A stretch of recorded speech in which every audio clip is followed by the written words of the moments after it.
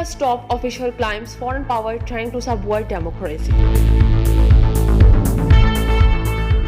Around 5,800 people have been arrested in China for virus-related crimes including health workers. Coronavirus, India set records for world highest single-day increase. Pakistan, Afghanistan being key bilateral talks in Kabul. Several injured due to explosion at a restaurant in Abu Dhabi.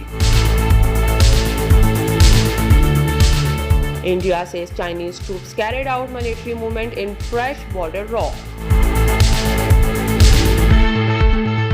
Denied permit Palestinian raise their own home in Jerusalem.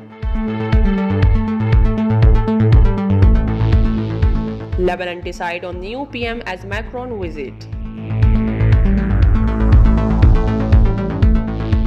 Sudan government and rebel groups agree on the peace deal. India top court lets of lawyers who criticize in a judiciary. Abu Dhabi reopens non-Muslim place of worship. 3 Pakistani soldiers killed in militant attack in the northwest.